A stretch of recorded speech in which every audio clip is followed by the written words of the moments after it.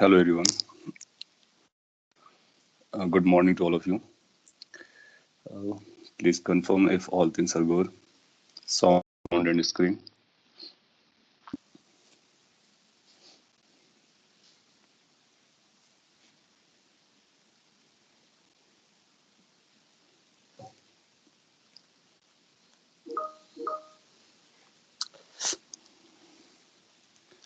Okay, fine. Thank you. So हम लोग start करते हैं फिजिक्स का first chapter, you can call it unit and dimensions. मैंने आपको मॉड्यूल शेयर किया हुआ है, तो आप उससे गो थ्रू कर सकते हो. मोस्टली हम लोग उसी सीक्वेंस को फॉलो करेंगे. थोड़ा बहुत इधर से उधर होगा तो आप एडजस्ट कर ले जाएंगे.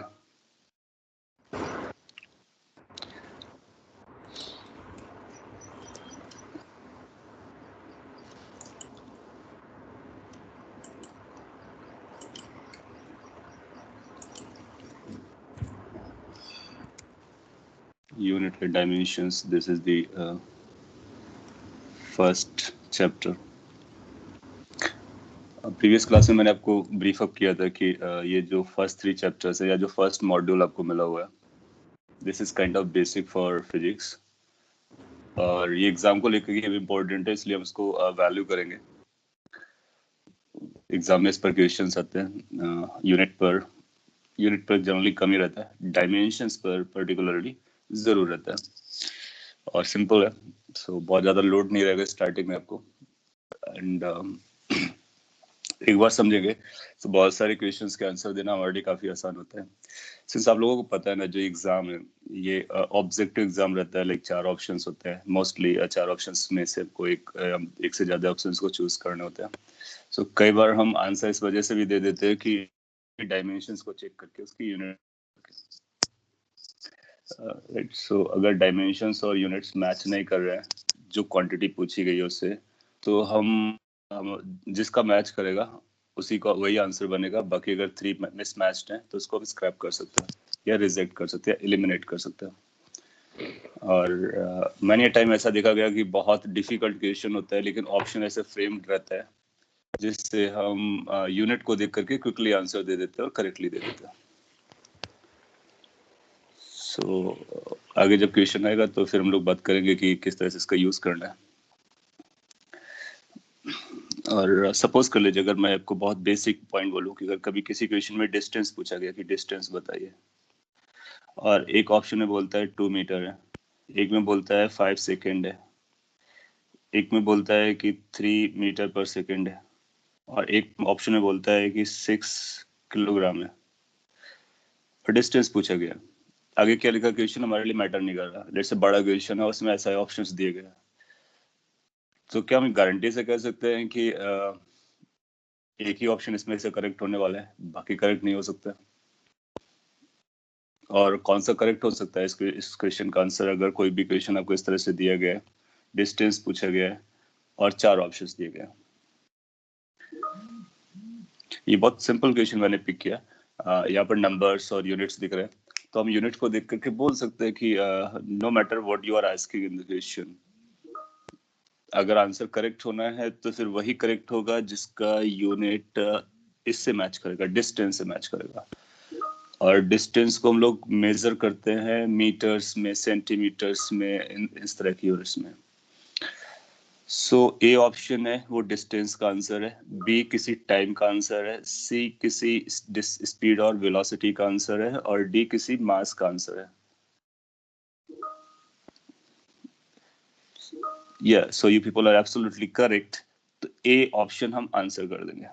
हालांकि एग्जाम में इतना सिंपल नहीं रहता है, बट यस, डायमेंशंस या यूनिट्स को हम एक बार चेक करके भी देखते हैं. सो जब कभी हम क्वेश्चन सॉल्व किया करेंगे फिजिक्स में, तो हमारे पास एक और आइडिया रहेगा अपार्ट फ्रॉम डूइंग कैलकुलेशंस कि वो 2 आ रहा है या 5 आ रहा है या 6 आ रहा है, जो भी है.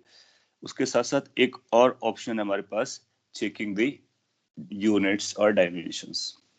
माइंड इट कि कई बार एडवांस में भी ऐसा क्वेश्चन रख दिया गया है जिसमें ऑप्शन में केवल एक डायमेंशन मैच कर रहा था और क्वेश्चन अपने आप में बहुत कॉम्प्लिकेटेड था. क्योंकि जो एग्जाम होता है ना, वो केवल आपसे सॉल्विंग स्किल्स नहीं सर्च करता है या फिर ऑब्जर्व कराता है, वो आपकी ओवरऑल आपके जो ब्रेन का स्टेटस है वो चेक करता है. सो कई बार इतना लेंदी क्वेश्चन देगा ताकि आपको पढ़ने में 5 से 6 मिनट लगे, और ऑप्शन इतना सिंपल फ्रेम करेगा कि जिसने ऑप्शंस देखा और वो इमीडिएटली आंसर गेन कर सकता है। सो उस तरह का भी एक आइडिया रहता है पेपर फ्रेम करने वाले का, उसका भी आप ख्याल रखेंगे। सो सिंस ये हमारे लिए इम्पोर्टेंट भी है, क्वेश्चंस भी आता है, इसलिए हमने को ये पढ़ना है। तो यूनिट और डायमेंशंस क्या होते हैं उनको समझने की हम कोशिश करते हैं। सो ये चैप्टर नंबर 1 आप कह सकते हो। सो हम बढ़ते आगे कि क्या किस तरह से इनको हम लोग लर्न कर सकते हैं। लास्ट क्लास में बात किया था, फिर से बात करते हैं कि जो फिजिक्स है उस पर हम लोग फिजिकल फिनोमिनास के बारे में बात करते हैं, जैसे कि ऑब्जेक्ट मूव कर रहा है तो कितना डिस्टेंस कितने टाइम पे चलेगा। और दूसरे एग्जांपल से अगर मैं एक्सप्लेन करूँ तो यदि आपके पास एक कंटेनर है, कंटेनर में लेट से लिक्विड फिल्ड है, या हाउसेस के ऊपर जो वाटर रिजर्वायर रखा होता है, लेट से यहाँ पर एक छोटा सा ओपनिंग कर दिया है, यहाँ से लिक्विड बाहर निकल रहा है, समथिंग लाइक दैट। सो ये फिजिकल है, प्रैक्टिकल लाइफ में हम इस तरह की चीजें ऑब्जर्व करते हैं, तो इसको डिस्क्राइब करना अपना पर्पस हो जाएगा। और इसको डिस्क्राइब, ये फिजिकल फिनोमिना है, तो जितने भी फिजिकल फिनोमिनास दिखते हैं उनको हम लोग डिस्क्राइब करते हैं। फिजिकल फिनोमिनास को डिस्क्राइब करने के लिए आपको कुछ क्वांटिटीज की जरूरत पड़ती है। जैसे मैंने यहाँ पे वी बना दिया, that means liquid is coming outside.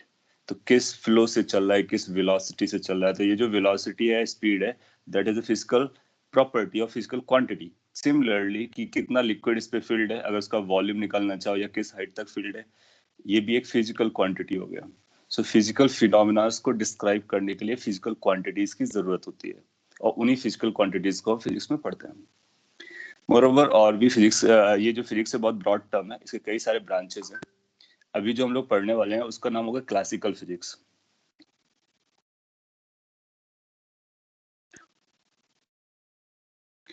इसको हम न्यूटोनियन फिजिक्स भी कहते हैं, क्योंकि इसमें आप देखोगे न्यूटन का बहुत बड़ा योगदान है, तो इसलिए न्यूटोनियन फिजिक्स भी बोलते हैं।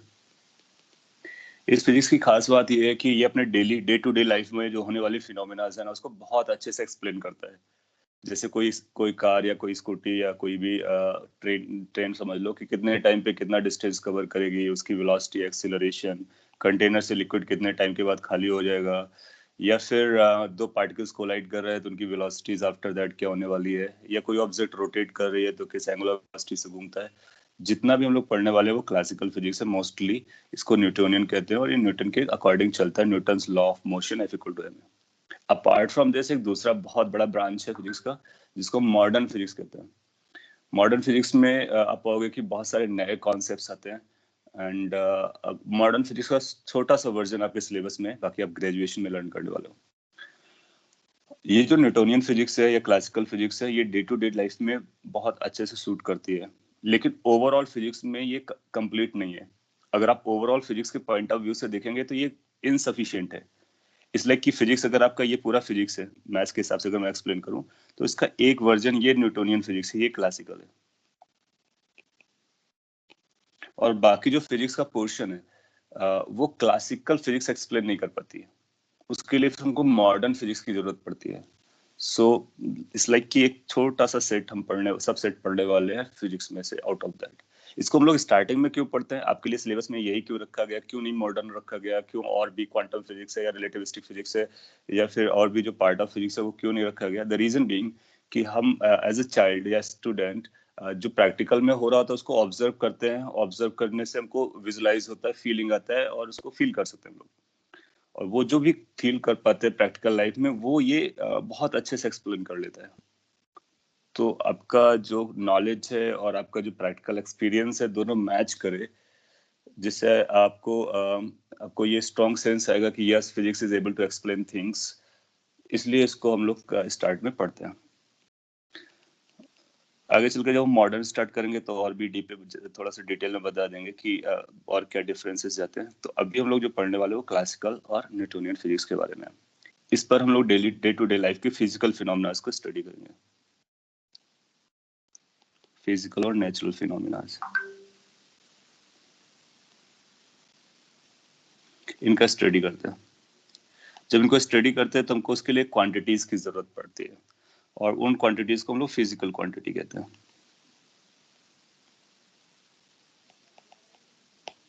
और फिजिकल क्वांटिटी वो क्वांटिटी होती है, लास्ट क्लास में मैंने ब्रीफ किया था कि जिसको हम लोग मेजर कर सकते हैं, जिनको हम यूनिट असाइन कर सकते हैं। सो जिसको मेजर किया जा सकता है, that can be measured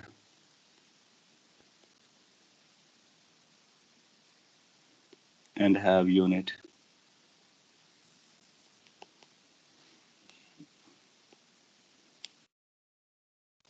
जिसके पास यूनिट होता है और जिसको मेजर कर सकते हैं, उनको हम लोग फिजिकल क्वांटिटी कहते हैं। इसका मतलब फिजिक्स में जो पढ़ने वाले सारी फिजिकल क्वांटिटी, जैसे यहाँ पर वेलोसिटी या speed, that's a physical quantity. Height, that's a physical quantity. Amount of liquid, mass, that's a physical quantity। density of the liquid, that's a physical quantity। volume of the liquid, that's a physical quantity। so इन्हीं physical quantities को पढ़ते हैं, relationship को देखते हैं और फिर formulation करते हैं। कुछ क्वांटिटीज नोन होती हैं, कुछ अननोन होती है, तो नोन को यूज करके अननोन को पता करते हैं। सो नोन क्वांटिटीज को यूज कर अननोन को पता करना, दैट्स ओवरऑल आइडिया। नाउ जब फिजिकल क्वांटिटीज को अगर लिस्ट करना स्टार्ट करते हैं, then you find there are numerous physical quantities. और उन न्यूमरस फिजिकल क्वांटिटीज को फिर हमको ग्रुप में रखना होता है कि कौन से हमारे लिए इंपॉर्टेंट है, कौन सी फंडामेंटल है, कौन सी डिराइव्ड है, किसको किस फॉर्मूले से लिंक कर सकते हैं, उन सब के बारे में बात करते हैं। तो ये जो फिजिकल क्वांटिटीज है, इनको हम लोग 3 कैटेगरीज में डिफाइन कर देते हैं। तो ये जो फिजिकल क्वांटिटीज है, they are of 3 types.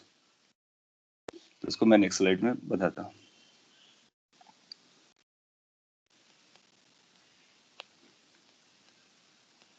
Physical quantities are of 3 types।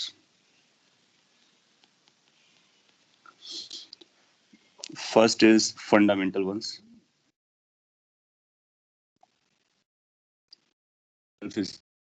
Quantities, yes।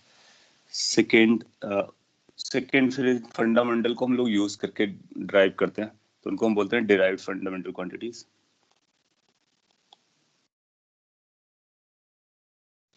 और एक थर्ड सेट भी बना लेते हैं जो सप्लीमेंट्री का काम करता है।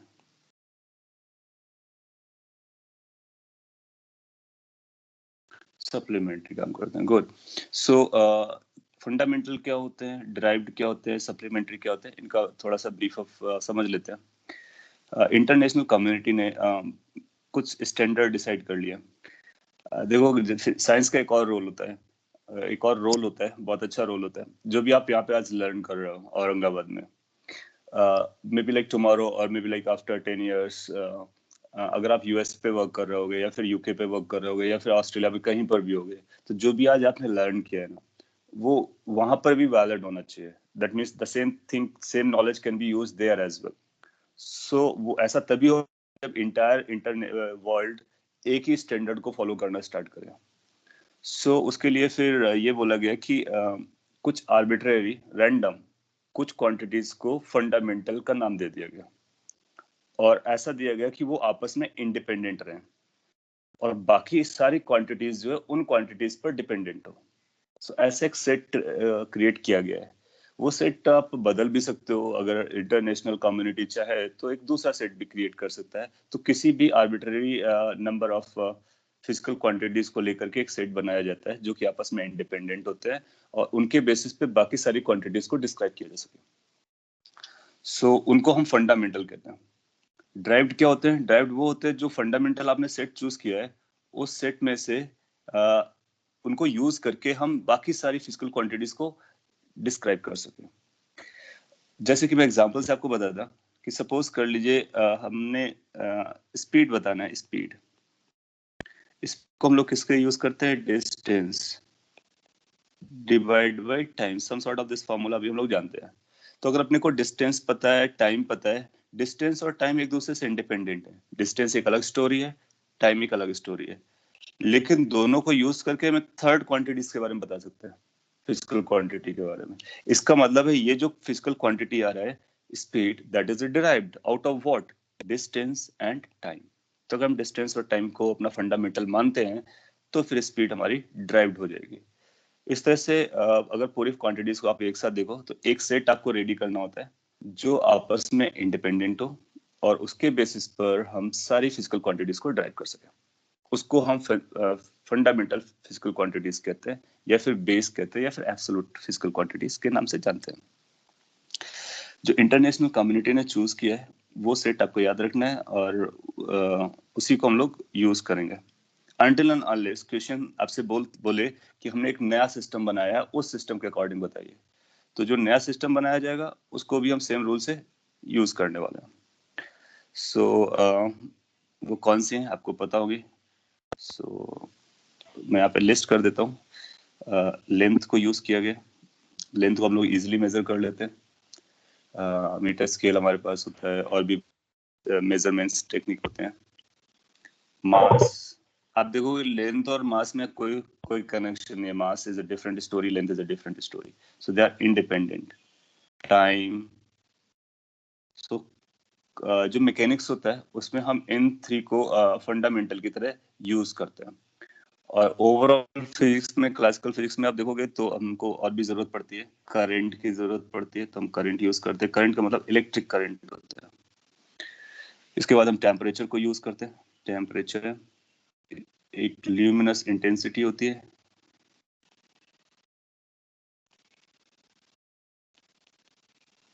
और मोल्स होते हैं, या फिर ऐसा बोल लो कि अमाउंट ऑफ सब्सटेंस होता है।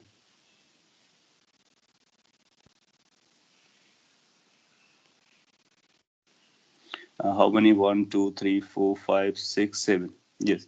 सो 7 को फंडामेंटल चूज किया गया। Mind it, this is a choice and this choice is totally random, arbitrarily choose किया गया है। लेकिन ये सब आपस में इंडिपेंडेंट है। करंट का टेम्परेचर से कोई कनेक्शन नहीं है, करंट का टाइम से कोई कनेक्शन नहीं है, सो दे आर इंडिपेंडेंट। इसके बेसिस पर हम ड्राइव को बना देते हैं।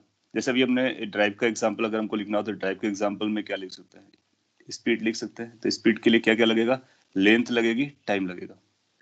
सपोज कर लीजिए आपको फोर्स की बात करनी है, सो फोर्स भी एक ड्राइव निकलेगा। कैसे निकलेगा, फोर्स के लिए अपने को क्या चाहिए होता है, मास, और एक्सेलरेशन, एक्सेलरेशन को चाहिए होता है स्पीड और वेलोसिटी ओवर टाइम। अच्छा, वेलोसिटी को क्या लिख सकते हैं, वेलोसिटी को लिख सकते हैं लेंथ। तो ये अल्टीमेटली लेंथ में कन्वर्ट हो गया और ये टाइम का स्क्वायर आ गया। So that means force can be recreated using mass, that is this, length, that is this, time, that is this. So that means it is a derived one. What is meant by thermodynamic temperature? अभी आप उसको temperature समझो। Thermodynamics हम लोग जब पढ़ेंगे तो thermodynamics में ये जो टेम्परेचर यूज होता है, तो उसमें जो गैसियस स्टेट को यूज करके हम टेम्परेचर को मेजर करते हैं, उसको हम लोग थर्मोडायनेमिक टेम्परेचर कहते हैं। तो थर्मोडायनेमिक सिस्टम में यूज होने वाले टेम्परेचर को हम लोग थर्मोडायनेमिक टेम्परेचर कहते हैं। इसको हम लूज सेंस में टेम्परेचर बोलेंगे तो चलेगा। और ये जो क्वांटिटीज है, जैसे ल्यूमिनस इंटेंसिटी है, मोल्स है, करंट है, टेम्परेचर है, ये सब हम लोग आगे पढ़ेंगे एक एक करके। अभी आप इनको ये समझ कर रखो कि दीज आर द क्वांटिटीज जिनको हम लोग यूज करने वाले हैं एज अ फंडामेंटल बेस और एब्सोल्यूट क्वांटिटीज। अगर कुछ भी नहीं बोला गया है क्वेश्चन में, तो इनकेस क्वेश्चन क्लियरली बोलता है कि हमको एक नया सेट को यूज करना है, तो उस नए सेट को हम लोग यूज करना स्टार्ट करेंगे। सपोज कर लीजिए अगर नए सेट में बोलता है स्पीड और फोर्स को यूज करना है, तो हम स्पीड और फोर्स को फंडामेंटल जैसा ट्रीट करेंगे, बाकी को ड्राइव जैसा ट्रीट करेंगे। अभी हम लोग एग्जांपल लेंगे तो वहां से आपको समझ में आएगा। सो इस तरह से हम बहुत सारी क्वांटिटीज लिस्ट कर सकते हैं। जैसे अगर वॉल्यूम को लिखना हो तो वॉल्यूम क्या है, मीटर क्यूब होता है, यानी लेंथ का क्यूब होता है। तो length into length into length 3 बार लिखेंगे तो लेंथ का क्यूब आ जाएगा। सो लेंथ को यूज करके हम ड्राइव कर सकते हैं वॉल्यूम को, बाकी सारा आप उससे डेरिवेशन कर सकते हो ना। यहाँ से कंप्लीट हो जाता है ऑलमोस्ट पूरा सेट जो होता है। इसके बाद कुछ सपोर्टिंग होते हैं, सप्लीमेंट्री होते हैं, जिनको हम यहाँ से इसे ड्राइव नहीं कर पाते हैं। सो उनको अलग से, जैसे आपको कभी एंगल मेजर करना हो, सो एंगल दो बेसिकली होता है, एक प्लेन एंगल होगा, दूसरा सॉलिड एंगल होगा। एंगल और सॉलिड एंगल, एंगल का मतलब हमारा प्लेन एंगल है। इन दोनों को हम सप्लीमेंट्री फिजिकल क्वांटिटीज के नाम से जानते हैं। एग्जाम में ऐसा पूछेगा नहीं कौन सा सप्लीमेंट्री है बताइए, कौन सा ड्राइव्ड है बताइए, कौन सा फंडामेंटल है बताइए, ऐसा नहीं पूछेगा। बट क्या हो सकता है कि इसको यूज करके, इसके कॉन्सेप्ट को यूज करके आपसे क्वेश्चन पूछ सकता है। जनरली ऐसा पूछता है कि एक नया सेट ऑफ फंडामेंटल क्वांटिटीज देगा, उसके बेसिस पर दूसरी क्वांटिटीज को ड्राइव करने की बात करेगा। इनके फिर यूनिट के बारे में बात करना लगेंगे। तो ये जो फिजिकल क्वांटिटीज है उनका कैटेगराइजेशन है 3। पर्टिकुलरली जो फंडामेंटल्स है उनको को याद रखना है, और बाकी जितने भी डिराइव्ड है उसको हम यूज करके बता सकते हैं। जैसे मैं आपसे आपको एग्जांपल देता हूँ, और आप ये बताएंगे कि ये कौन कौन सी फिजिकल क्वांटिटी पे डिपेंड करती है। डिराइव्ड क्वांटिटी का मैं नाम ले देता हूँ। सपोज कर लीजिए अपने पास एक डिराइव्ड क्वांटिटी है, तो ऐसा लिखते हैं, आइडेंटिफाई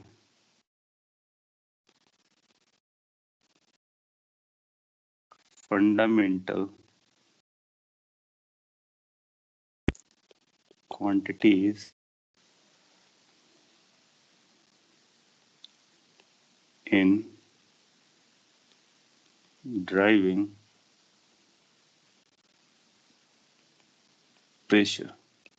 प्रेशर का नाम आपने सुना होगा। इस चैप्टर की एक और खास बात होती है, बहुत सारी क्वांटिटीज होती हैं, हो सकता है आपने उसके बारे में ना पढ़ा हो, ना सुना हो, तो वो हम ओवर द टाइम चैप्टर के साथ उसको लर्न करते रहते हैं। अभी हम एक आइडिया लेकर के यहाँ पे चल रहे हैं। प्रेशर प्रोबेबली आपने सुना होगा, 9th में कहीं ना कहीं पढ़ा होगा। सो अगर आपसे पूछा जाए कि प्रेशर एक फिजिकल क्वांटिटी है, ये एक ड्राइव्ड फिजिकल क्वांटिटी है, this physical quantity depends on what fundamental quantities. अपने पास ऑप्शन ये 7 है, इन 7 में से किन किन फंडामेंटल क्वांटिटीज पर प्रेशर डिपेंड करता है।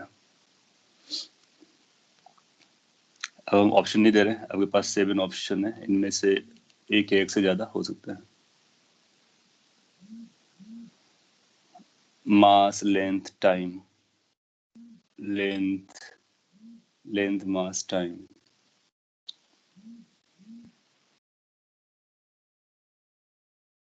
Okay, these are your responses.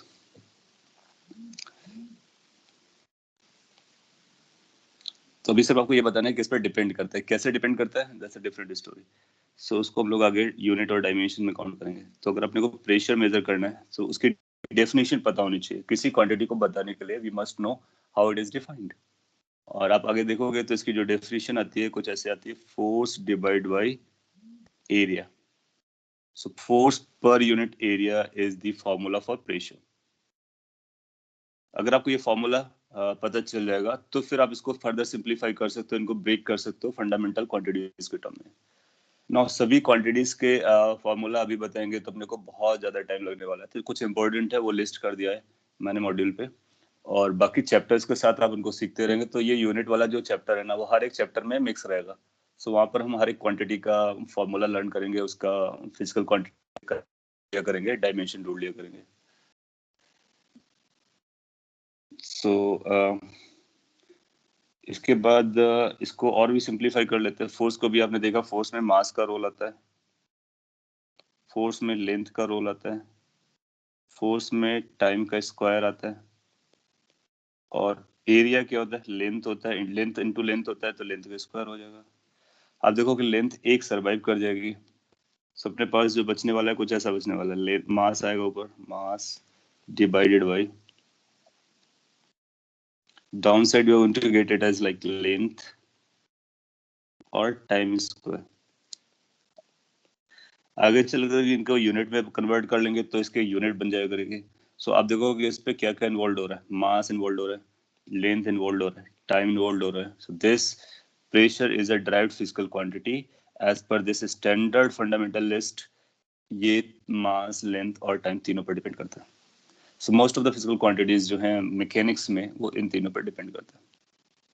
Mechanics में आपने लिखा है what is the difference between fundamental supplementary quantities. Supplementary is like supporting ones. ये जो फंडामेंटल है, इनको यूज करके हम बाकी सारी फिजिकल क्वांटिटीज को ड्राइव कर सकते हैं, लेकिन इनको यूज करके एंगल और सॉलिड एंगल को ड्राइव नहीं कर पाएंगे, और ना ही एंगल और सॉलिड एंगल को यूज करके हम बाकी कुछ को ड्राइव कर सकते हैं। तो इनको यूज करके हम बाकी को ड्राइव नहीं कर पाते, इसलिए फंडामेंटल नहीं हो सकते। और फंडामेंटल को यूज करके हम इनको ड्राइव नहीं कर पाते, इसका मतलब ये ड्राइव नहीं हो सकते। सो ये जो दो केस है एंगल का मेजरमेंट, ये एक स्पेशल केस है। तो सिंस ये स्पेशल हो रहा है तो ये ना तो फंडामेंटल कैटेगरी में जा रहा है ना तो ड्राइव्ड में जा रहा है, इसलिए हम लोगों ने क्या किया, इनको एक अलग से सेट बना दिया दो ये। और आप पाओगे कि इनको हम यूज करेंगे, लेकिन इनको एज अ फंडामेंटल यूज नहीं किया जा सकता, इनको एज अ ड्राइव्ड नहीं यूज किया जा सकता है। हाँ, इनको आप देखोगे तो इनका डायमेंशन नहीं रहेगा, सो दे आर डायमेंशन लेस। अभी हम लोग डायमेंशन लर्न कर लेंगे, अगर आपको आप में से किसी को डायमेंशन नहीं पता इसलिए वो टर्म यूज नहीं कर रहा है। So they are going to be dimensionless, लेकिन इनके पास यूनिट होगा। तो ये एक स्पेशल है जिसके पास यूनिट होता है और डायमेंशन नहीं होता है। सप्लीमेंट्री डजंट हैव यूनिट ना, they do have unit. Supplementary वो फिजिकल क्वांटिटीज होंगे जिनके पास यूनिट होगा लेकिन डायमेंशन नहीं होगा। सो अगर आप चाहो तो अभी लिख सकते हो, हालांकि इसको हम लोग भी डायमेंशन पढ़ने के बाद बताएंगे। So they have unit, they have unit but no dimension.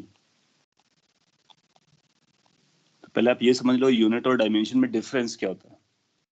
सो अगर यूनिट और डायमेंशन में डिफरेंस आपको समझ में आएगा तो फिर ये लाइन का मीनिंग आपको और अच्छे से समझ में आएगा। अभी तक हमने यूनिट का भी नाम नहीं लिया है और अभी तक मतलब यूनिट को एक्सप्लेन नहीं किया है, डायमेंशन को एक्सप्लेन नहीं किया है। अभी तक सिंपली मैंने आपको ये बताने की कोशिश की फिजिकल क्वांटिटीज क्या होते हैं, कितने टाइप्स के होते हैं और किस तरह से हमने एक सेट बनाया गया जो इंटरनेशनली एक्सेप्टेड है।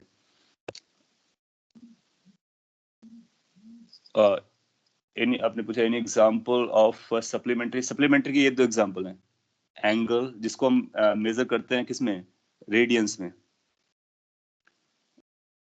एंगल को आप डिग्रीज में मेजर करते, सॉरी एंगल को आप मेजर करते हो 30 डिग्री, 60 डिग्री, 50 डिग्री। उसको हम रेडियन में मेजर कर सकते हैं। तो एंगल का हमारे पास जो यूनिट रहेगा वो रेडियन रहेगा, यूनिट। और इसको हम स्टेरेडियन में मेजर करते हैं, स्टेरेडियन में। सो ये इनके यूनिट्स हैं। So supplementary have unit but don't have dimension. अब इस स्टेटमेंट को आप समझ पाओगे जब यूनिट और डायमेंशन को आप समझोगे कि दोनों में फर्क क्या है और दोनों क्या होते हैं। जितना अभी तक बताया, मैं थोड़ा सा स्लो चल रहा हूँ सो दैट कि अगर आप में से किसी ने बिल्कुल भी नहीं सुना हुआ है इस बारे में तो वो डाइजेस्ट कर सको, फिर हम लोग पेसअप कर लेंगे over the time. So pressure एक फिजिकल क्वांटिटी है जो इन फंडामेंटल क्वांटिटीज पे डिपेंड कर रहा है, इसलिए आप क्लेम कर सकते हो कि प्रेशर कैसा है, एक ड्राइव्ड फिजिकल क्वांटिटी है। यहाँ तक आपको चीजें समझ में आ रही है तो हम लोग आगे बढ़ सकते हैं। अब अगर हम किसी यूनिट को किसी भी फिजिकल क्वांटिटी को मेजर करते हैं, सपोज कर लीजिए कि अपने को एक फिजिकल क्वांटिटी बताया गया, कोई भी एक पिक से फोर्स, ऐसा बोला गया force is equal to 15 newton towards east या वेस्ट। अगर फोर्स के बारे में कोई आपसे पूछता है तो कुछ इस तरह से इंफॉर्मेशन देगा। तो इस इंफॉर्मेशन से हम क्या क्या एक्सट्रैक्ट कर सकते हैं वो समझते हैं। नाउ क्वांटिटी जो है वो कौन सी है, this is our physical quantity. So physical quantity over here is force. ये ड्राइव्ड है या फंडामेंटल है, तो अपनी फंडामेंटल इसको चेक करेंगे, देखेंगे क्या फोर्स उस पे है, नहीं है तो इसका मतलब ये ड्राइव्ड है। तो ये ड्राइव्ड फिजिकल क्वांटिटी हो गया। तो अपने पास एक फिजिकल क्वांटिटी है, उस फिजिकल क्वांटिटी को एक्सप्रेस ऐसे किया जाता है। जब एक्सप्रेशन करते हैं तो इस एक्सप्रेशन में मीनिंग क्या चल रही होती है, एक नंबर होता है, ये जो नंबर है 15, दिस इज द नंबर। ये जो 15 है दिस इज कॉल्ड मैग्नीट्यूड।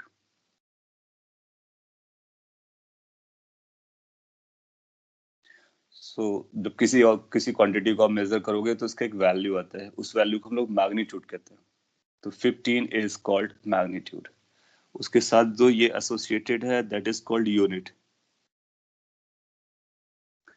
आगे हम पढ़ेंगे कुछ वेक्टर होते हैं, कुछ स्केलर होते हैं। तो ये जो टूवर्ड्स ईस्ट लिखा गया है that is talking about the direction. So vector quantities के लिए हमको डायरेक्शन भी बोलना होता है, स्केलर के लिए हम डायरेक्शन नहीं बोलते हैं।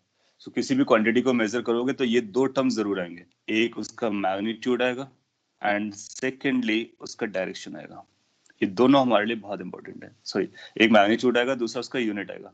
डायरेक्शन किसके लिए आएगा, डायरेक्शन आएगा वेक्टर का तो डायरेक्शन आएगा, वेक्टर नहीं होगा तो डायरेक्शन नहीं आएगा। इसको हम लोग वेक्टर चैप्टर में डील करने वाले हैं ना। ये जो मैग्नीट्यूड है कितना होगा वो इस बात पे डिपेंड करता है यूनिट कौन सा यूज किया गया।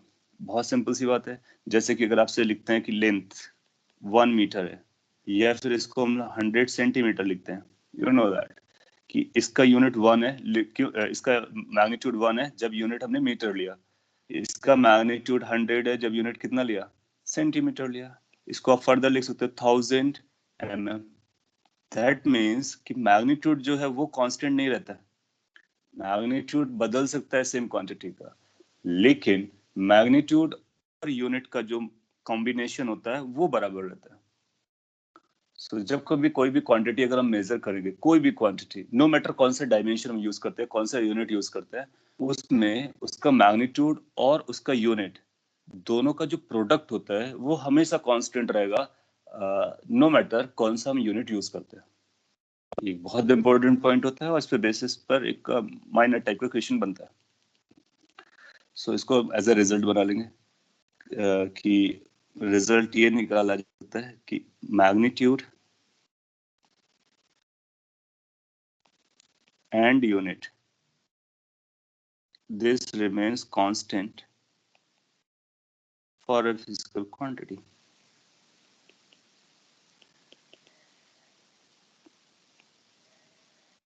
तो किसी भी फिजिकल क्वांटिटी का मैग्नीट्यूड और उसका यूनिट का प्रोडक्ट हमेशा कांस्टेंट रहता है, नो मैटर कौन सा यूनिट सिस्टम हम लोग यूज कर रहे हैं, और उसके बेसिस पे उसका मैग्नीट्यूड एडजस्ट करता रहता है। ये यूनिट क्या होता है उसके बारे में मैं एक दो स्टेटमेंट आपको बोल देता हूँ या बता देता हूँ, इसके बाद से हम लोग आगे बढ़ेंगे। सो अगर हमको किसी क्वांटिटी को मेजर करना है तो ये यूनिट बताना बहुत इंपॉर्टेंट है। अगर यूनिट नहीं बताया गया, सपोज कर लीजिए आपको केवल ऐसा बोल दिया गया f इज इक्वल टू 15, कहीं आपने ऐसा देखा, इट हैज नो मीनिंग, इसका मीनिंग ही नहीं है। आप खुद ही समझ सकते हैं इसका क्या मीनिंग हो सकता है। 15 क्या है, वी डोंट नो, क्या ये न्यूटन है या फिर किसी और यूनिट पे एक्सप्रेस किया गया, कौन सा यूनिट सिस्टम आपने चूज किया है ये आपने बोला नहीं। So this does not have any meaning. Meaning इसकी तभी बनेगी जब हम यहाँ पर यूनिट को असाइन करेंगे। सो किसी भी फिजिकल क्वांटिटी में एक रेफरेंस लेना होता है हमको, उस रेफरेंस स्टैंडर्ड के हिसाब से हम उसके बारे में बात कर पाते हैं। 4 से ज्यादा सिंपल एग्जांपल आपके लिए ये हो जाएगा। सपोज कर लीजिए आपके पास एक रॉड है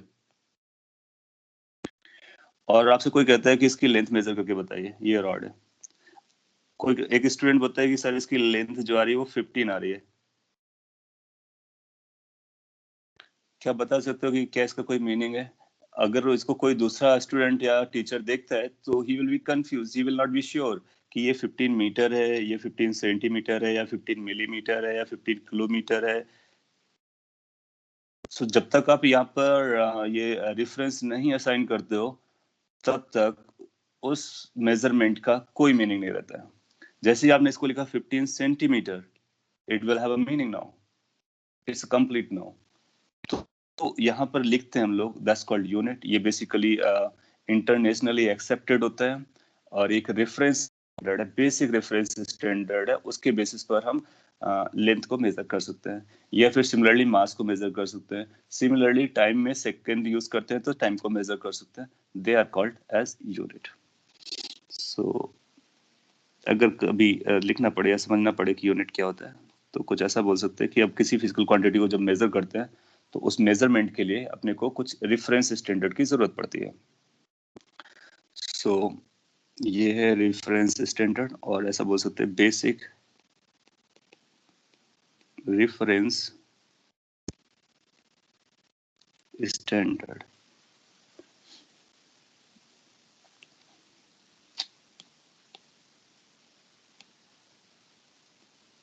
certain basic reference standard that is internationally accepted.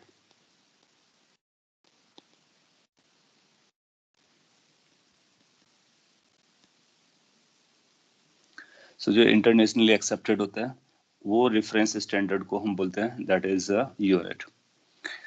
और एक सिस्टम ऑफ यूनिट होता है। सिस्टम ऑफ यूनिट में जैसे कि ये एक पर्टिकुलर लेंथ के बारे में बात किया है, उसी तरह से हम एक सिस्टम असाइन कर लेते हैं और मैकेनिक्स में जनरली हम लोग यूज करते हैं, तो आपको पता होगा एक एसआई सिस्टम है, कई बार आप देखते हो कि एसआई लिखा हुआ है, सीजीएस सिस्टम लिखा हुआ है, एफपीएस सिस्टम लिखा हुआ है। ये पॉपुलरली एक्सेप्टेड इंटरनेशनली सिस्टम्स है। तो उनके बारे में ब्रीफ कर देता हूँ, बाकी डिटेल में आपको मॉड्यूल में मिल जाएगा। और उन मॉड्यूल को एक बार गो थ्रू जरूर करने का, बहुत सारे माइनर माइनर रूल्स होते हैं, क्वांटिटीज को कैसे एक्सप्रेस करते हैं, कैसे नहीं एक्सप्रेस करते हैं, वो सारी चीजें आपको वहाँ पे मिल जाएंगी।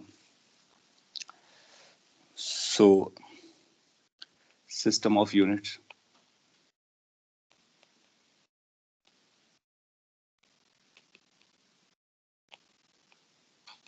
जो मेन सिस्टम ऑफ यूनिट्स है उनके बारे में बात करते हैं। इंटरनेशनल कम्युनिटी ने 3 सिस्टम्स को एक्सेप्टेबिलिटी दी है, जो कि पॉपुलरली पहला है आपका सीजीएस, सेकंड ऐसा unit you can call it, और इसको एमकेएस भी कहते हैं। थर्ड आपका एफपीएस होता है। अपने आईटी के एग्जाम के लिए, जेई के एग्जाम के लिए जो मोस्ट इम्पोर्टेंट है वो ये है, SI standard, international standard of unit है। इसका फुल फॉर्म होता है इंटरनेशनल स्टैंडर्ड ऑफ यूनिट, और सिस्टम ऑफ यूनिट भी कह सकते हो। तो ये इंटरनेशनल स्टैंडर्ड है, इसको एमकेएस भी बोल सकते हैं। ये सीजीएस है, ये एफपीएस है। मतलब क्या है इनका? मतलब बहुत सिंपल है। हमारे लिए जो क्वांटिटीज यूज करते हैं मैकेनिक्स में, वो मास, लेंथ और टाइम, इन फंडामेंटल को यूज करते हैं मैकेनिक्स में। हम लोग फिजिक्स को मैकेनिक्स से स्टार्ट करने वाले हैं। इनके बेसिस पर इनके नाम दे दिए गए। ये जो सी है, सी सेंटीमीटर, दैट मीन्स आप लेंथ को सेंटीमीटर में मेजर करोगे। जी का मतलब है कि एज पर रूल हम सी को छोटा बनाते हैं, एम को भी छोटा बनाते हैं। ग्राम में जीएम, इसको मास को ग्राम में मेजर करेंगे, और टाइम को सेकंड में मेजर करेंगे, तो सी जी एस बन जाता है। तो इसका हमारा जो बेसिक रेफरेंस है, वो लेंथ का रेफरेंस क्या रहेगा? सेंटीमीटर रहेगा। अगर हमने लेंथ का रेफरेंस सेंटीमीटर लिया है, मास का रेफरेंस ग्राम लिया है, टाइम का सेकंड चूज किया है, तो आप बोलोगे कि वो सीजीएस सिस्टम का पार्ट है। इन केस अगर हम रेफरेंस बदल लेते हैं, लेंथ को मीटर में मेजर करते हैं, और इसको किलोग्राम में मेजर करते हैं, और इसको सेकंड में मेजर करते हैं, तो एम के एस, ये एसआई स्टैंडर्ड है, and that is important for us. तो अगर नहीं कहा गया एग्जाम में, कुछ भी नहीं मेंशन्ड है, इसका मतलब ये सिस्टम मेंशन्ड है। So this is until and unless something else is stated. Got the point? So MKS को हम लोग यूज करेंगे, इंटरनेशनल स्टैंडर्ड ऑफ यूनिट्स को। ये जो थर्ड है, कई बार इस पे पूछ लेते हैं, बट रेयरली रहता है। ये इंडिया में हम लोग इसको फॉलो नहीं करते। हर एक स्टेट, हर एक कंट्री का अपना अलग सिस्टम होता है। ये तीनों इंटरनेशनली एक्सेप्टेड है। इनमें से कौन सा चूज करना वो कंट्री पे डिपेंड करता है। जैसे अगर आप ब्रिटेन जाओगे, यूके में, तो वो एफपीएस सिस्टम को अभी भी यूज करते हैं, और काफी पॉपुलर है। सो अगर वहाँ पे बाहर निकलोगे और मार्केट में जाओगे कुछ लेने के लिए, लेट्स से कि आपको राइस लेना है, तो आप उससे बोलोगे 2 kg राइस दीजिए, so you will like confuse, थोड़ा सा उसको कैलकुलेट करना पड़ेगा, क्योंकि वो केजी कम समझता है। सो ये एफपीएस का मतलब होगा, इसमें लेंथ को हम लोग मेजर करते हैं फुट पे, और मास को मेजर करते हैं पाउंड पे, और इसको सेकेंड पे। सो एफपीएस यूनिट इस पे चलती है। ये अपने इंडिया में बहुत लीस्ट पॉपुलर है, या फिर ऐसा कर सकते बिल्कुल पॉपुलर नहीं है। और ये स्टैंडर्ड सिस्टम है जो हम लोग यूज करते हैं। कभी कभी ये देखेंगे तो फिजिक्स में हम लोग देखेंगे, जो फिजिकल क्वांटिटीज के यूनिट असाइन किया करेंगे हम लोग, तो इसी पर असाइन किया करेंगे, राइट। और अगर किसी और पे दिया गया होगा तो उसको हम कन्वर्ट करने की कोशिश करेंगे। सो ये अपना हो गया सिस्टम ऑफ यूनिट, और कौन सा अपने को फॉलो करना है कैटेगोरिकली, सेकेंड वाले को या एमके सिस्टम को फॉलो करना है। ये तो अपने आप हो गया किसके बारे में, जो फंडामेंटल की बेसिक है। अगर ड्राइव्ड आएगा तो इन्हीं में से कॉम्बिनेशन में आ जाएगा। अपने पास जो 2 सप्लीमेंट्री वाला पार्ट था, तो सप्लीमेंट्री के लिए उनका यूनिट बता देते हैं, उनको आपको याद रखना है। सप्लीमेंट्री में जैसे अपना था एक फर्स्ट वाला एंगल, एंगल को बेसिकली हम लोग प्लेन एंगल बोलते हैं। लूज लैंग्वेज में हम लोग एंगल बोलते हैं, समझ जाते हैं, क्योंकि एंगल का मतलब प्लेन एंगल होता है। प्लेन एंगल का मतलब ऐसा एंगल जो 2 स्ट्रेट लाइन को मिला करके बनता है, जैसे एक ये लाइन हो गया और एक ये लाइन हो गया। This is the angle we know. Theta, generally उसको थीटा इंडिकेट करता है, अल्फा बीटा गामा इस तरह से भी लिख सकते हैं। ना ये जो थीटा है, सपोज कर लीजिए ऐसा लिखा हुआ 30 डिग्री, तो इसका मतलब हमने इसको डिग्री पे एक्सप्रेस किया हुआ है। फिजिक्स में लोग डिग्रीज में एक्सप्रेस नहीं करते हैं, डिग्रीज में अगर दिया होता है तो उसको हम यूज करने के टाइम पे कन्वर्ट कर लेते हैं, तो इसका जो यूनिट आता है वो रेडियंस आता है, और RAD करके हम लोग लिखते हैं। क्या आप बता सकते हो कि अगर ये 30 डिग्री को हमको रेडियन में कन्वर्ट करना हो, so how much it is going to be? Those who know, otherwise मैं आपको कन्वर्जन फैक्टर बता देता हूँ, उस कन्वर्जन के अकॉर्डिंग उसको आप कन्वर्ट कर लेंगे।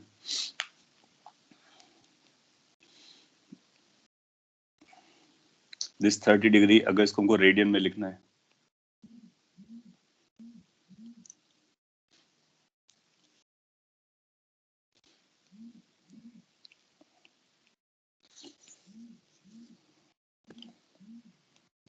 या सो इन केस अगर आपने इसको पढ़ रखा है तो आप आगे की बहुत सिंपल स्टोरी है, और अगर नहीं पढ़ा है तो आपको याद रखना है। कैसे याद रखना है कि radian is equal 180 degree, so this conversion factor you remember, pi radian is equal to 180 degree. यहाँ से हम लोग कन्वर्ट कर सकते हैं, यहाँ से हम डिग्रीज को रेडियन में, रेडियन को डिग्रीज में कन्वर्ट कर सकते हैं। सपोज कर लीजिए हमको 1 डिग्री पता करना है, तो 1 degree is going to be equivalent pi by 180 radians. अगर आपको 1 रेडियन पता करना है, so 1 radian is going to be equivalent 180 divide by pi degrees.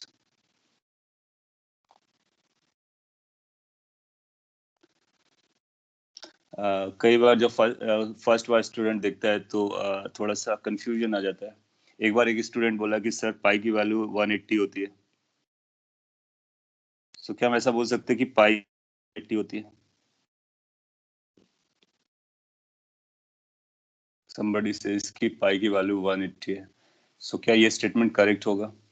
तो आप बोलोगे कि बिल्कुल नहीं, this is not a correct statement, क्योंकि अभी थोड़ी देर पहले हम लोगों ने कुछ बात किया कि यस, कि मैग्नीट्यूड बराबर नहीं होते ना, गिव अटेंशन, मैग्नीट्यूड आपस में इक्वल नहीं होते हैं। मैग्नीट्यूड और डायरेक्शन, इसका यूनिट का कॉम्बिनेशन कांस्टेंट रहता है। सो यहाँ देखो, पाई मैग्नीट्यूड है, रेडियन के साथ जब मिलता है तो 180 डिग्री के साथ मिलकर के बराबर होता है। मैग्नीट्यूड्स आपस में बराबर नहीं होते हैं, तो pi can not be set 180। No, that's different, because we know pi कितना होता है। पाई की वैल्यू 3.14 होती है ना। सो जिसकी वैल्यू 3.14 है वो 180 कैसे हो सकता है? नहीं हो सकता है। So we should not confuse like this कि पाई की वैल्यू 180 होती है। क्या बोलना होगा? Pi radian is equal to 180 degree. So this is a conversion factor. तो अगर ये कन्वर्जन अपने को पता रहेगा तो हम इजिली कन्वर्ट कर सकते हैं 30 डिग्री को रेडियंस में। So 1 degree is equal to this many radians. So 30 degree कितना हो जाएगा? तो आप लिखोगे जो 30 डिग्री है, तो डिग्री हटा देते हैं, तो उसकी जगह पाई बाई 180 लिख देंगे। अब ये रेडियंस हो गया। So this is going to be equal to pi by 6 radian. So we have got it like 30 degree is equal to pi by 6 radians. सभी बता सकते हैं। So अब हम डिग्रीज को कन्वर्ट कर सकते हैं रेडियंस में। पॉपुलरली आप डिग्रीज को यूज करते हो, लेकिन फिजिक्स में एज ए स्टैंडर्ड हम लोग रेडियंस यूज करते हैं। तो जब कभी थीटा बोला जाए और उसका यूज करना हो, उसकी डायमेंशंस लिखनी हो, किसी के साथ मल्टीप्लाई करना हो, किसी के साथ ऐड करना हो, थीटा को यूज करना हो, तो आप हमेशा उसको रेडियंस में लिखेंगे। डिग्रीज में लिखा तो फिर आपका आंसर गलत हो जाएगा, और 4 ऑप्शन में एक गलत वाला ऑप्शन रहता है। यू नो कि that's what the meaning of competition is, कि एक गलत वाला ऑप्शन तो जरूर रहता है, जो आप मिस्टेक कर सको, तो उसको अवॉइड करना। तो इसलिए इसको हम रेडियंस में मेजर करते हैं, प्लेन एंगल को। इसी तरह से एक दूसरा होता है जिसको हम सॉलिड एंगल कहते हैं। उसको कैसे मेजर करते हैं मैं थोड़ा सा आइडिया दे देता हूँ, और अगर आप समझ पाते हैं, समझ जाएंगे, इतना आपका एक्यूमेन है। प्लेन एंगल को कैसे मेजर करते हैं उसको एक बार और मैं बता देता हूँ, फिर आप सॉलिड एंगल को फील टू सम एक्सटेंट बाद में इसको डिटेल में कभी लर्न करेंगे। प्लेन एंगल जब हम लोग मेजर कर रहे होते हैं तो बेसिकली किसी एक आर्क का एंगल मेजर कर रहे होते हैं। लेट्स से आर्क है, ये जो ब्लू कलर का मैं भी ड्रॉ कर रहा हूँ, ये आर्क है। इस आर्क के दोनों एंड पॉइंट्स को हम किसी कॉमन पॉइंट से मिलाते हैं, और ये हमारे लिए रेडियस का काम करता है, और ये लेट से आर्क लेंथ का काम करता है। अपने पास एक और फॉर्मूला होता है, एल इज आर्क लेंथ। तो arc length is equal to radius into angle. यहाँ पर एंगल को रेडियंस में लिखने का, सो अपने को थीटा जो एंगल मिलता है, plane angle, that is written as arc length by radius, that means L upon R. ये फॉर्मूला होता है एंगल को मेजर करने के लिए। कौन से एंगल को? किसी आर्क ने कितना एंगल बनाया, तो उसको लाइन से ड्रॉ करते हैं। ये सारा पिक्चर, पूरा का पूरा पिक्चर स्क्रीन के प्लेन पर है, कुछ पार्ट बाहर नहीं है, कुछ पार्ट अंदर नहीं गया है। इसका मतलब ये प्लेन है, इसलिए इसको नाम देते हैं plane angle. So plane angle means angle made by an arc in a plane, और सिंपली इसको एंगल बोल सकते हो। इसी का ये ऐसा बोल सकते हो, ये 2D वर्जन है। दैट मींस एक प्लेन में दो डायरेक्शन होती है, एक एक्स एक्सिस होती है, एक वाई डायरेक्शन होती है। अगर हम जेड एक्सिस आउटसाइड निकालना स्टार्ट कर दें, तो वो 3 डायमेंशनल हो जाता है। तो जो सॉलिड एंगल होता है वो 3D ऑब्जेक्ट्स के लिए होता है। जैसे ये आर्क है, ये लेंथ है बेसिकली, तो लेंथ का सो एंगल बनता है, उसको प्लेन एंगल बोलते हैं। अब इसी आर्क लेंथ को अगर हम सरफेस बना दें, तो सरफेस के बाद जो एंगल बनने वाला है उसको बोलेंगे सॉलिड एंगल। सो इसी को एक्सटेंड कर देते हैं। मैं आपको ब्रीफ में आइडिया देता हूँ, और अगर आपको समझ में आ जाता है बहुत अच्छी बात है, नहीं आता है तो सॉलिड एंगल को हम लोग आगे भी डील करेंगे। सॉलिड एंगल को जनरली हम इस तरह से सिंबल ओमेगा से लिखते हैं। ये एक सिंबल है, दैट्स कॉल्ड ओमेगा। इसको ओमेगा पढ़ेंगे, जनरली इसको हम लोग फॉलो कर लेते हैं। वहां पर थीटा फॉलो किया था, यहाँ पे ओमेगा फॉलो कर लेते हैं। आइडिया क्या रहेगा? आइडिया कुछ ऐसा रहता है, सपोज कर लीजिए आपके पास एक प्लेन है, एक सरफेस है, ये सरफेस है। ये कुछ ऐसा बनाया मैंने 3 डायमेंशन में, हो सकता है कुछ स्क्रीन के बाहर हो सकता है कुछ स्क्रीन के अंदर हो। एक सरफेस है, इस सरफेस के सभी पॉइंट्स को अगर हम एक पॉइंट से ज्वाइन कर दे, सभी बाउंड्री वाले पॉइंट्स को, जैसे ये वाला पॉइंट ज्वाइन किया, ये वाला पॉइंट ज्वाइन किया, ये वाला पॉइंट ज्वाइन किया, ऐसे इनफाइनेटली मैनी पॉइंट्स होंगे जो बाउंड्री वाले पॉइंट्स होंगे उनको ज्वाइन किया। तो आप देखोगे कि यहाँ पर जिस पॉइंट से हम इसको ज्वाइन कर रहे थे, यहाँ पर एक इस तरह का स्ट्रक्चर बनने वाला है। ये जो एंगल होता है that is known as solid angle. Best view इसका क्या हो सकता है? कोन, आपने देखा होगा आइसक्रीम का जो कोन होता है, राइट? सो जहाँ पे वर्टेक्स आता है, वर्टेक्स का एक पॉइंट है, ऊपर जो सर्कल होता है उस सर्कल के सभी पॉइंट से ज्वाइंट होता है। अभी जो मैंने पिक्चर बनाई थी वो जनरल थी, और उसका एक पर्टिकुलर केस ये है जो कि आपको इजीली समझ में आ जाएगा। अगर ये सर्कल और इसके सभी पॉइंट्स को अगर आप ज्वाइन करो किसी एक पॉइंट से, ऐसा इस वाले पॉइंट्स को भी ज्वाइन करो, इसको भी ज्वाइन करो, इसको भी ज्वाइन करो, बैक साइड भी ज्वाइन करो, तो ये कोन बन जाएगा। इसका ये जो एंगल है 3 डायमेंशनल, इसको हम सॉलिड एंगल कहते हैं।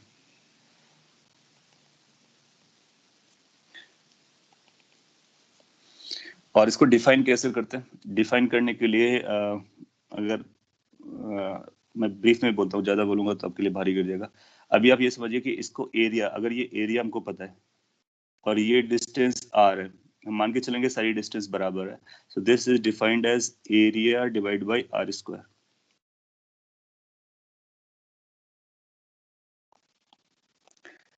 आप देखोगे कि एरिया का यूनिट और इसका यूनिट जो आएगा वो वैसे कैंसिल आउट हो जाएगा, डायमेंशन में कैंसिल आउट हो जाएगा, तो कुछ मीटर, सेकेंड या फिर केजी जैसा यूनिट नहीं बचेगा।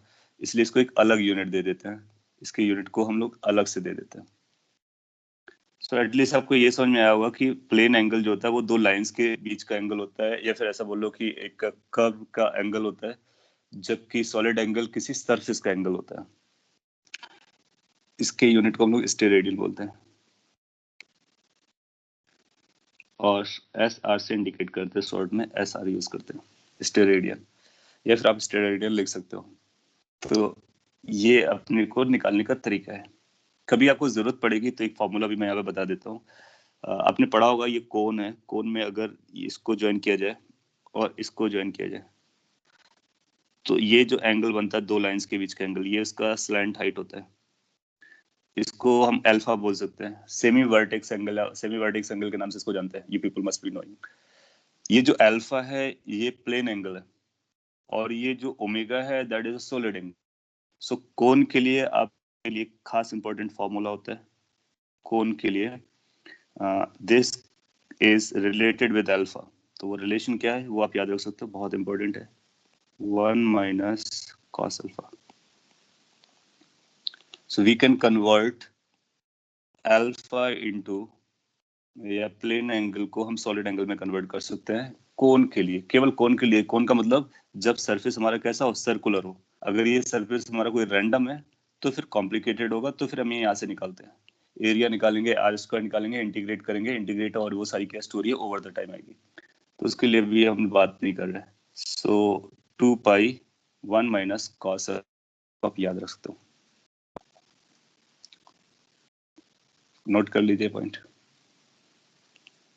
अल्फा प्लेन एंगल है, ओमेगा सॉलिड एंगल है कोन के लिए। इस पर मैं आपसे एक छोटा सा क्वेश्चन कर लेता हूँ। इसका यूनिट क्या होगा, वो स्टेरेडियन होगा। ये सॉलिड एंगल है, ये दोनों सप्लीमेंट्री क्वांटिटीज के नाम से जानी जाती है। यहाँ पर देखो ये लेंथ स्क्वायर था, ये भी लेंथ स्क्वायर था, तो लेंथ स्क्वायर कैंसिल आउट हो गया। इस पर ये लेंथ था, ये भी लेंथ था, तो लेंथ बाई लेंथ कैंसिल हो गया, तो इसलिए यूनिट अलग दी गई, इसको रेडियन यूनिट दिया गया और इसको स्टेरेडियन यूनिट दिया गया। कॉपी। सपोज कर लीजिए आपसे एक न्यूमेरिकल क्वेश्चन कोई ऐसे पूछ लेता है, फिगर बना के मैं दे देता हूँ।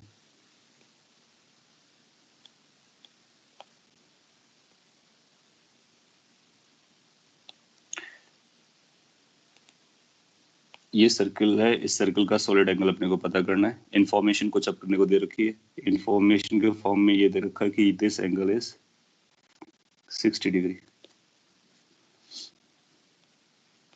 Question is find solid angle.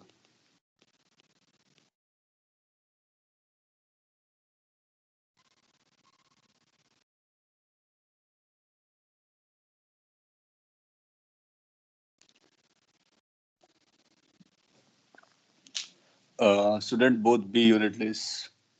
Okay, उसके बारे में हम लोग बात कर लेंगे, पहले इसका आप आंसर दे दीजिए। ये कोन है,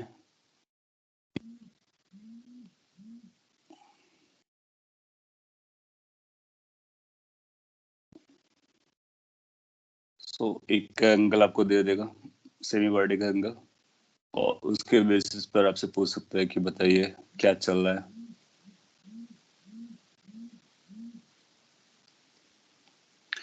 सो अब बोलोगे कि जो सॉलिड एंगल होता है उसको लिखने का हमारे पास फॉर्मूला है twice pi 1 minus cos alpha. ये आपको याद होना चाहिए। अब चाहेंगे तो इसका हम लोग डेरिवेशन कर सकते हैं, लेकिन उसके लिए थोड़ी सी और मैथ्स की जरूरत पड़ेगी, तो मैथ हम लोग आगे पढ़ेंगे उस समय भी कर सकते हैं। फॉर्मूला पता होगा तो काम चल जाएगा। अल्फा की वैल्यू कितना दे रहा है, 60 डिग्री, सो रख देते हैं। This is going to be equal to twice pi 1 minus cos 60 degree. This is going to be equal to twice pi 1 minus cos 60 is we know cos 60 degree की value अपने को पता होनी चाहिए। सो अगर cos 60 की वैल्यू पता है तो अपना आंसर आ जाएगा, तो ये बनेगा हाफ होता है twice pi 1 minus half is equal to half, half से 2 कैंसिल हो गया, तो पाई स्टेरेडियन आ जाएगा। That means solid angle is pi steradian. हाँ 180 डिग्रीज पे भी बोल सकते हो, लेकिन डिग्रीज पे नहीं बोलेंगे क्योंकि डिग्रीज और रेडियन से कनेक्टेड होता है, तो हम इसको पाई स्टेरेडियन बोलेंगे। प्रॉपरली आंसर होगा पाई स्टेरेडियन। पाई रेडियन भी बोलना गड़बड़ है, पाई केवल बोलने से आपको पता नहीं चलेगा कि कौन सा एंगल आप, so unit has to be kept in mind. Solid angle पूछा गया है तो स्टेरेडियन बोलेंगे, दैट्स इट्स यूनिट। और मैग्नीट्यूड कितना आ रहा है, पाई आ रहा है। अब थोड़ा सा बेटर थिंकिंग वाला क्वेश्चन आपसे पूछ लेते हैं। डायमेंशंस क्या होंगे और यूनिट्स, यूनिट्स आपको समझ में आया यूनिट क्या है, और डायमेंशंस कैसे निकालते हैं वो भी आपको भी पता चलेगा। यूनिट आप याद रखिए। अभी आपने ये क्वेश्चन पूछा उसको मैं आंसर कर देता हूँ, इससे पहले मैं भूल जाऊँ। आपको ऐसा लग सकता है कि इसका यूनिट डिवाइड बाई इसका unit is equal to no unit. Generally ऐसा होता है, लेकिन ऐसा कोई रूल नहीं है। डायमेंशंस में हम लोग इसको फॉलो करते हैं। अभी तक मैंने आपको ऐसा नहीं बताया कि यूनिट से यूनिट खत्म हो गया तो यूनिट लेस हो गया। अभी आपको बताया कि एक यूनिट चलता है, एक मैग्नीट्यूड चलता है, और यूनिट क्वांटिटीज को कैसे लिंक करते हैं। ना ये दो क्वांटिटीज जो है ना, प्लेन एंगल और सॉलिड एंगल, ये स्पेशल है। और ये फंडामेंटल और ड्राइव दोनों कैटेगरी में फिट नहीं हुए थे। सिंस दे आर स्पेशल, इसलिए इनको अलग से रखा गया, और ये सप्लीमेंट्री का काम करते हैं, ये पूरे क्वांटिटीज को कंप्लीट करने का काम करते हैं। So in supplementary there are two quantities that has been placed specially. They carry unit. So उनका यूनिट क्या है? रेडियन है और स्टेरेडियन है। तो इसका मतलब हुआ कि जो रेडियन और स्टेरेडियन है वो इन फिजिकल इन क्वांटिटीज की यूनिट्स हो जा रही है, जबकि एज पर द डेफिनेशन हम इनको आइडेंटिफाई नहीं कर सकते हैं। तो सिंस जिसको हम आइडेंटिफाई नहीं कर सकते हैं उसको हम लोग अलग से लिख लेते हैं। बाकी सारे को हम लोग आइडेंटिफाई कर सकते हैं क्योंकि बाकी सब ड्राइव्ड होते हैं, तो ड्राइव्ड को हम लोग आइडेंटिफाई कर लेते हैं, इसलिए बाकी सबको हम लिस्ट नहीं कर रहे कि प्रेशर कितना आएगा, डेंसिटी का यूनिट कितना आएगा, क्योंकि they are derived and they can be found using fundamental ones. ये स्पेशल केस था इसलिए उसको मेंशन किया। और इनके इसका मतलब अब ये स्टेटमेंट में इतना पार्ट आपको समझ में आ गया, दे हैव यूनिट। लेकिन अभी आगे आपको ये समझना बाकी है कि इनके पास डायमेंशन नहीं होती है। तो डायमेंशन क्यों नहीं होती है उसके बारे में हम बात करेंगे। तो पहले ये समझेंगे कि डायमेंशन होता क्या है।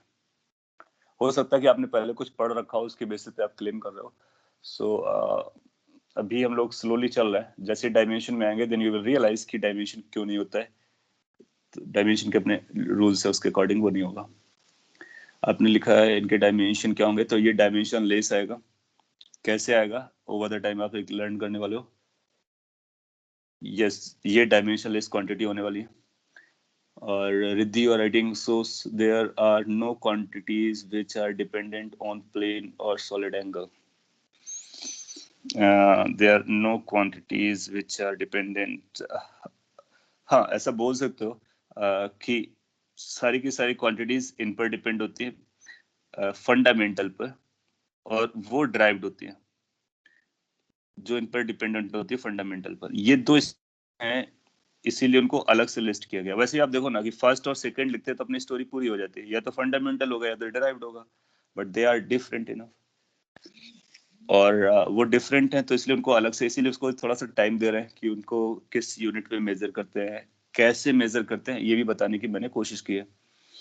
और प्लेन एंगल को आप जानते हो डिग्रीज में करते हैं, डिग्रीज को आप रेडियन में कन्वर्ट कर सकते हो। सॉलिड एंगल को हम लोग स्टेरेडियन में करते हैं, स्टेरेडियन को कैसे यूज करना है तो उसके लिए एक फॉर्मूला होता है। ये जो फॉर्मूला मैंने बताया है एरिया अपॉन आर स्क्वायर, ये काफी क्रूड फॉर्मूला है, अभी उतना रिफाइन नहीं है जितना रिफाइन होना चाहिए। क्यों? क्योंकि वो सिंबल्स मैं अभी यूज करना नहीं चाह रहा हूँ क्योंकि आपको बताया नहीं गया। हाँ, ये जो फॉर्मूला है ये केवल कोन के लिए। अगला क्वेश्चन आप पूछ रहे हो कि क्या ये केवल कोन के लिए? Yes, this is only for cone. और कोन बेटर है, कोन बोले या फिर ये सर्कुलर सरफेस बोले, क्योंकि ये सरफेस का होता है ना। तो जब हमारा सरफेस जो है सर्कल होगा उस समय कोन होगा, किसी पॉइंट से ज्वाइन करेंगे तो वो कोन बन जाएगा। तो आप ये कोन या फिर सर्कुलर सरफेस के लिए इसको यूज करेंगे, बाकी सरफेस के लिए नहीं। अगर ये रेक्टेंगल होता है, सपोज कर लीजिए ऐसा रेक्टेंगल बनाते हैं और फिर इसको किसी पॉइंट से सबको ज्वाइन कराओ ऐसा, तो इसके लिए फिर ये वैलिड नहीं होगा। So this is valid for circular surface, that is for cone. Anyway, मैं आपसे एक थिंकिंग बेस्ड क्वेश्चन पूछना चाह रहा था और उस पर आपका ओरिजिनल दिमाग लगेगा। थोड़ा नया पॉइंट है। सपोज के लिए अपने पास एंगल की बात करते हैं, ये थीटा एंगल है। थीटा एंगल है दो लाइंस के बीच का एंगल मान लीजिए, या फिर किसी कर्व का एंगल होता है। इसकी मैक्सिमम वैल्यू कितनी होती है? ये पहले सिंपल क्वेश्चन है, इसके बाद थोड़ा सा बड़ा बनाएंगे। सो थीटा की मैक्स वैल्यू कितनी होती है? मिनिमम तो 0 हो जाएगा, that means both lines are parallel. How much the max is going to B?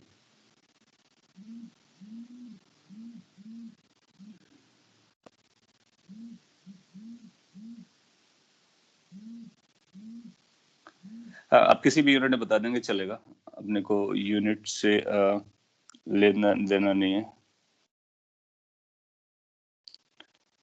तो आप रेडियंस डिग्रीज में किसी में भी बता सकते हैं। देखो आपके कई सारे आंसर आ रहे हैं, कुछ लोगों ने 360 बोला है, कुछ ने पाई बोला है, 2 पाई बोला है, इनफाइनाइट भी बोला गया है। हाँ, तो इसको अपने को समझना है कि क्या ये सब चल रहा है ना। दो लाइंस के बीच का एंगल जो होता है दो लाइंस के बीच का एंगल होता है। अगर हम दो लाइंस के बीच का एंगल मेजर करना चाहते हैं तो एक लाइन को फिक्स करके दूसरे को मूव कराएंगे। लेट्स से अपनी ये लाइन फिक्स्ड है, हॉरिजॉन्टल वाला। अगर दूसरी वाली लाइन को हम इसी के ऊपर बनाएंगे तो थीटा 0 हो जाएगा। फिर अगर हमने ऐसा बनाया तो थीटा की वैल्यू कुछ आ गई है। वर्टिकल बनाया तो ये 90 डिग्री हो जाएगा। इधर बनाया तो 90 से ज्यादा हो जाएगा, ये एंगल बनना स्टार्ट हो जाएगा। और अगर मैंने ऐसा बनाया तो ये एंगल बनेगा कितना, 180 डिग्री बनेगा। फिर अगर आप बनाते हो तो एंगल मेजर करना है तो आप ऐसे मेजर कर सकते हो, ऐसे भी मेजर कर सकते हो। अगर आप ऊपर से मेजर करते हो तो फिर वो 180 से ज्यादा जाएगा। इस तरह से मेजर करोगे तो ऊपर से मेजर करोगे और भी आगे जाएगा। फिर वापस आ गया तो वापस आ गया, तो आप ऐसे मेजर करोगे तो ये 360 नजर आएगा। और भी इसी चीज को रिपीट करते रहोगे तो 360 से ज्यादा भी नजर आ सकता है।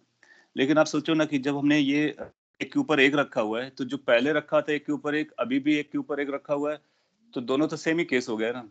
पहले हम उसको 0 क्लेम कर रहे थे, अब इसको 360 कर रहे हैं। इसका मतलब जो 360 डिग्री होता है ना, वो इक्विवेलेंट टू 0 डिग्री के बराबर होता है। सो 360 बेसिकली अपने आप को रिपीट करना स्टार्ट होता है। यहाँ पर जो मैं बोल रहा हूँ वो 360 इज नॉट 0 एंगल वाइज। दो लाइंस के बीच में अगर 0 एंगल हो या फिर दो लाइंस के बीच में 360 एंगल हो, दोनों का सेम मीनिंग जाता है। इसका मतलब है 360 और 0 रिपीटेटिव हो गया, तो ये थीटा अपने आप को रिपीट करना स्टार्ट करता है। तो कब तक ये रिपीट नहीं कर रहा होता है वहां तक अपने को देखना है। सो ये एक लाइन दूसरी लाइन के ऊपर 0, फिर ये 90, फिर ये 180। इसके बाद आप देखोगे 180 के बाद ये अपने आप को रिपीट करना स्टार्ट करता है। ये थीटा इज इक्वल टू 180 होता है। यहाँ तक 0 से 180 तक ये अपनी नई नई वैल्यूज को लेके चलता है। और जैसे ही आप 180 से आगे जाते हो, सपोज कर लीजिए आप ऐसा गए, तो ये angle is going to be equal to same as this angle, जो कि आप पहले मेजर कर चुके हो। So repetition starts after 180 degree. Getting my point? दो लाइंस के बीच का एंगल 0 से लेकर के 180 डिग्री नए नए नंबर्स को लाता है, जो कि बढ़ते ऑर्डर पे होता है। जैसे ही आप 180 को क्रॉस करते हो तो ये बैक साइड चलना स्टार्ट करता है। It become similar to the one that has already been counted. और फिर जब हम ऐसा आ जाते हैं तो उसको 360 कहते हो। 360 0 के इक्विवेलेंट हो जाता है। फिर 360 से आगे भी जाओगे तो चलते बाद न्यूमेरिकल वैल्यूज को लेकर के देखोगे तो ये इनफाइनाइट तक जाने वाला है। लेकिन अगर हम उसकी लॉजिकल वैल्यूज को देखें, कल में काउंट करें कि वो कहाँ से कहाँ तक वैरी करता है, तो आप पाओगे कि 180 डिग्री तक चलता है। तो थीटा हमारे लिए 0 से 180 डिग्री तक लाइंस के बीच में। अभी हम वेक्टर को यूज नहीं कर रहे हैं, आगे चलकर देखोगे वेक्टर्स होंगे, उनकी अपनी डायरेक्शंस आएंगी। लाइन और डायरेक्शन में अंतर होता है। लाइन में दो डायरेक्शंस होती है, हम दोनों को बराबर ट्रीट करते हैं। डायरेक्शन में एक ही डायरेक्शन होती है तो फिर हम 360 तक जाते हैं। सो अगर लाइंस के बारे में बात किया जाए, दो लाइन के बीच का एंगल, सो अब बोलोगे कि वो 0 से 180 डिग्री के बीच में वैरी करता है। सो मैक्सिमम कितना जाता है, 180 डिग्री जाता है। वेक्टर्स होंगे, दैट मींस डायरेक्शंस होंगे, तो 360 तक जाएगा। और 360 के आगे भी जाता है, लेकिन वो रिपीटेटिव होता है, तो नंबर वाइज ज्यादा है, लेकिन हमारे लिए वो रिपीटेटिव है। आप देखोगे जैसे अगर आप में से कई लोगों को पता होगा, साइन 0 की वैल्यू वही होती है जो साइन 2 पाई की होती है, और वही होती है जो साइन 4 पाई की होती है। चाहे वो साइन लगाओ, कॉस लगाओ, टेन लगाओ, जो भी लगाओ, 2 पाई के मल्टीपल में वो अपने आप को रिपीट करता है, क्योंकि उसमें डायरेक्शन भी इन्वॉल्व होती है। एनीवे, लाइंस के लिए 180 डिग्री होता है। अगर ये पॉइंट आपको समझता है तो क्या आप ये बता सकते हो कि maximum value of solid angle कितनी होगी? हमारा ये था, उसके लिए इतना मैंने आपको फ्रेम दिया सो दैट कि आप उसका आंसर दे सको। किसी भी कर्व के लिए मैक्सिमम सॉलिड एंगल कितना हो सकता है?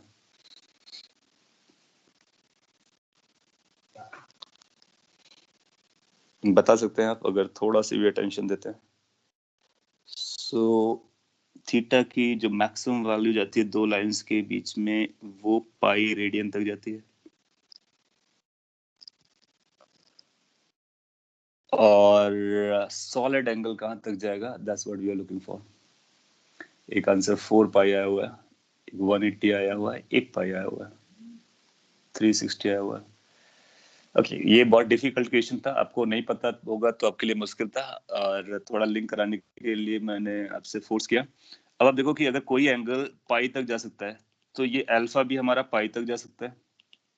और अगर अल्फा पाई तक जा सकता है तो इसमें हमको इसको मैक्सिमाइज करना है। तो और वैसे भी आप समझ सकते हैं कि अगर इसको हमको मैक्सिमाइज करना है तो हमारे पास फॉर्मूला क्या है, omega is equal to 2 pi 1 minus.